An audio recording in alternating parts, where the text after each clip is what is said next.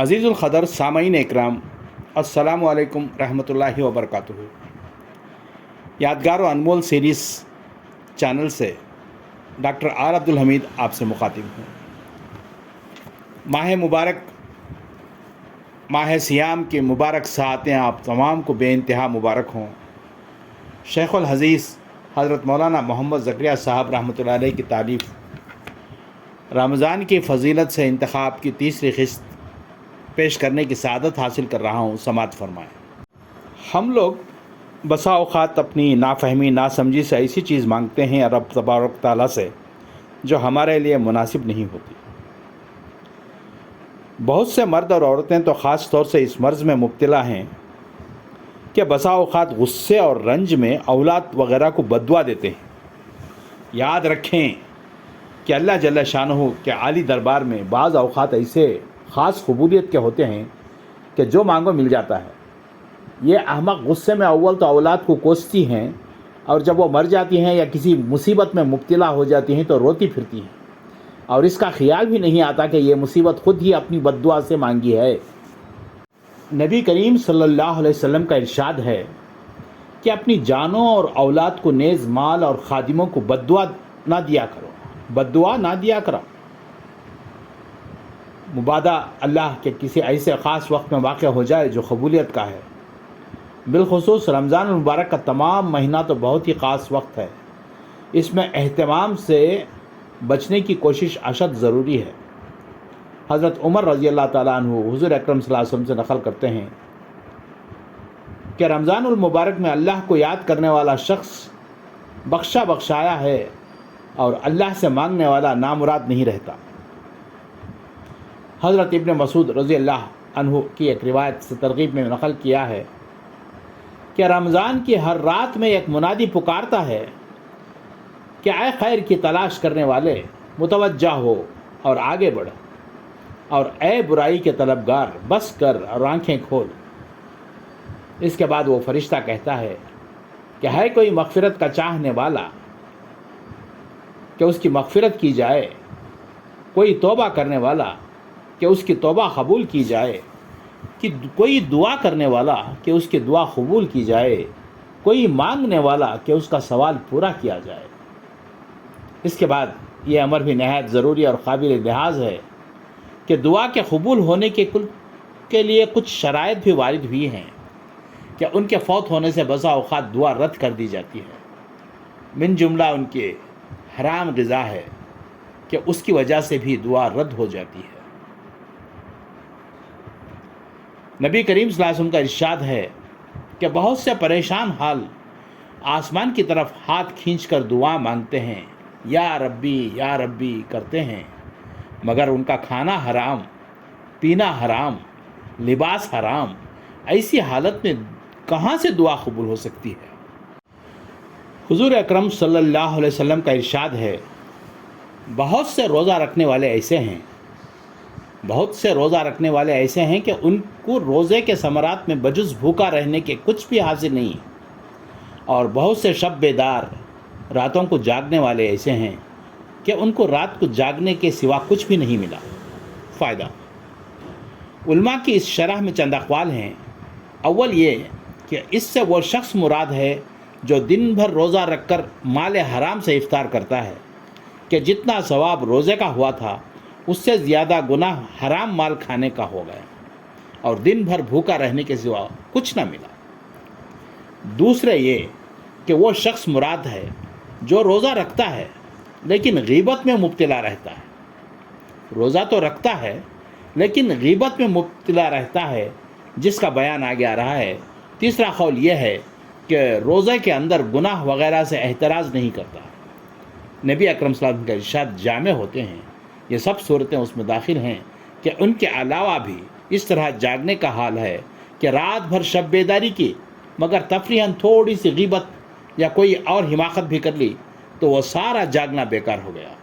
مثلاً صبح کی نماز ہی قضا کر دی یا محض ریا اور شہرت کے لیے جاگا تو وہ بیکار ہے۔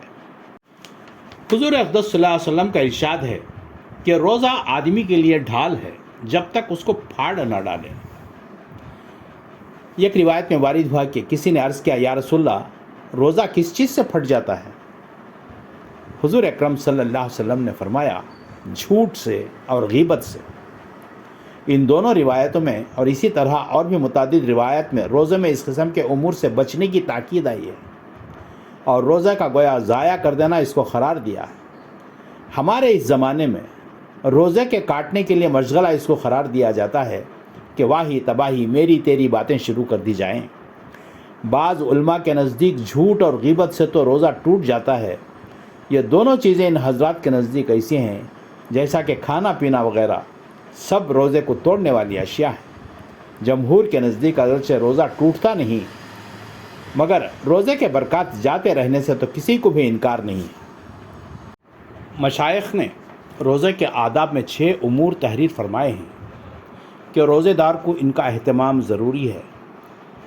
اول، نگاہ کی حفاظت کہ کسی بے محل جگہ پر نہ پڑے، حتیٰ کہ کہتے ہیں کہ بیوی پر بھی شہوت کی نگاہ نہ پڑے۔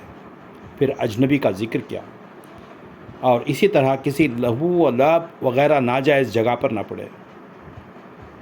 نبی کریم صلی اللہ علیہ وسلم کا ارشاد ہے کہ نگاہ ابلیس کے تیروں میں سے ایک تیر ہے۔ جو شخص اس سے اللہ کے خوف کی وجہ سے بچ رہے، حق تعالیٰ جل شانہ اس کو ایسا نور ایمانی نصیب فرماتے ہیں جس کی حلاوت اور لذت قلب میں، دل میں محسوس کرتا ہے۔ دوسری چیز زبان کی حفاظت ہے۔ جھوٹ، چغل خوری، لغو، بکواس، غیبت، بدگوئی، بدکلامی، جھگڑا وغیرہ یہ سب چیزیں اس میں داخل ہیں۔ بخاری شریف کی روایت میں ہے کہ روزہ آدمی کے لیے ڈھال ہے، اس لیے روزے دار کو چاہیے کہ زبان سے کوئی فحش بات یا جہالت کی بات یا تمسخر وغیرہ نہ کرے۔ اگر کوئی دوسرا جھگڑنے لگے تو کہہ دے کہ میرا روزہ ہے۔ نبی کریم صلی اللہ علیہ وسلم سے کسی نے دریافت کیا کہ غیبت کیا چیز ہے؟ حضور صلی اللہ علیہ وسلم نے فرمایا کہ کسی کے پیٹھ پیچھے ایسی بات کرنی جو اسے ناگوار ہو۔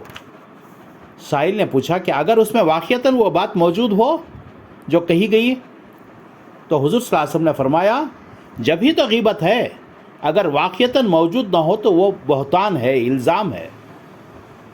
ایک مرتبہ نبی کریم صلی اللہ علیہ وسلم کا 2 خبروں پر گزر ہوا تو حضور صلی اللہ علیہ وسلم نے ارشاد فرمایا کہ ان دونوں کو عذاب خبر ہو رہا ہے، ایک کو لوگوں کو غیبت کرنے کی وجہ سے، دوسرے کو پیشاب سے احتیاط نہ کرنے کی وجہ سے۔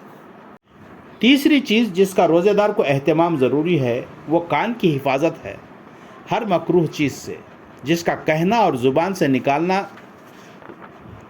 ناجائز ہے، اس کی طرف کان لگانا اور سننا بھی ناجائز ہے۔ نبی کریم صلی اللہ علیہ وسلم کا ارشاد ہے کہ غیبت کرنے والا اور سننے والا دونوں گناہ میں شریک ہے۔ چوتھی چیز باقی اعضائے بدن مثلاً ہاتھ کا ناجائز چیز کے پکڑنے سے، پاؤں کا ناجائز چیز کی طرف چلنے سے روکنا، اور اسی طرح اور باقی اعضاء بدن کا، اسی طرح پیٹ کا افطار کے وقت مشتبہ چیز سے محفوظ رکھنا بھی شامل ہے۔ پانچویں چیز افطار کے وقت حلال مال سے بھی اتنا زیادہ نہ کھانا کہ سیر ہو جائے، اس لیے کہ روزے کی غرض اس سے فوت ہو جاتی ہے۔ چھٹی چیز جس کا لحاظ روزے دار کے لیے ضروری فرماتے ہیں یہ کہ روزے کے بعد اس سے ڈرتے رہنا بھی ضروری ہے کہ نامعلوم یہ روزہ قابل قبول ہے یا نہیں، اور اسی طرح ہر عبادت کے ختم پر کہ نامعلوم کوئی لغزش جس کی طرف التفات بھی نہیں ہوتا ایسی تو نہیں ہو گئی جس کی وجہ سے یہ منہ پر مار دیا جائے۔ یہ 6 چیزیں عام صلحاء کے لیے ضروری بتلائی جاتی ہیں۔ خواص اور مقربین کے لیے ان کے ساتھ ایک 7ویں چیز کا بھی اضافہ کرتے ہیں کہ دل کو اللہ کے سوا کسی چیز کی طرف بھی متوجہ نہ ہونے دے۔ دل کو اللہ کے سوا کسی چیز کی طرف بھی متوجہ نہ ہونے دے۔ مفسرین نے لکھا ہے کہ کتب علیکم الصیام، سورہ بقرہ کی 183 آیت ہے، میں آدمی کے ہر جز پر روزہ فرض کیا گیا ہے۔